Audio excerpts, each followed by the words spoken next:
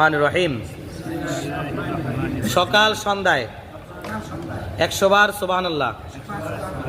সকালে 100 বার, সন্ধ্যায় কি 100 বার সুবহানাল্লাহ পড়লে আল্লাহ পাক 100 নফল হজের সওয়াব দান করবেন।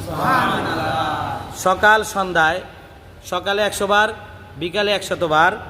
এই যদি কেউ আলহামদুলিল্লাহ পড়ে, কি পড়ে? আলহামদুলিল্লাহ পড়ে, তাহলে আল্লাহ তাআলা তাকে এই 100 ঘোড়া যুদ্ধের জন্য দান করলে যে পরিমাণ সওয়াব, আল্লাহ পাক তাকে এই পরিমাণ সওয়াব দান করবে। তাহলে সুবহানাল্লাহ আলহামদুলিল্লাহ গেছে না?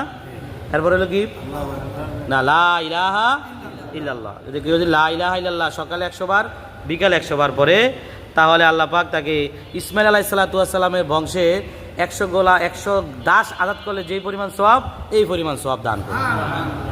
কেউ যদি সকাল সন্ধ্যা, সকালে 100 বার, বিকালে 100 বার, বিকালে কি 100 বার কি পড়ে? আল্লাহু আকবার, কি আল্লাহু আকবার পড়ে, আল্লাহ পাক তাকে এত পরিমাণ সওয়াব দান করবেন যে তার মতো সেই সওয়াব পরিমাণ আর কেউ সওয়াব কি করতে পারে না, অর্জন করতে পারবে না। হ্যাঁ, যে ব্যক্তি ওই আমলটা করবে অথবা তার থেকে উত্তম আমল করে, তাহলে সেই সওয়াবটা অর্জন করতে কি পারবে। আর সকালে 100 বার, বিকালে 100 বার যদি সুবহানাল্লাহি ওয়া বিহামদিহি বলেন, সুবহানাল্লাহি ওয়া বিহামদিহি পরে সকালে 100 বার, বিকালে কি 100 বার। সকাল তার উদ্দেশ্য হলো সকাল থেকে নিয়ে সূর্য ডুলার আগ পর্যন্ত, নাকি? আর সন্ধ্যা তার উদ্দেশ্য হলো সূর্য ডুলার থেকে নিয়ে মধ্যরাত পর্যন্ত, ঠিক আছে? এর মধ্যে যদি কোনো ব্যক্তি যদি সুবহানাল্লাহি ওয়া বিহামদিহি 100 বার কতবার পড়ে? 200 বার পরে, তার গুনাহ যদি সমুদ্রের ফেনার থেকেও বেশি হয়, আল্লাহ তাআলা তাকে তা মাফ করে দিবেন।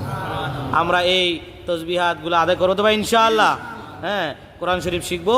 আল্লাহ পাক আমাদের প্রত্যেককে এই আমলগুলো করে ফজিলতগুলো অর্জন করার তৌফিক দান করুন।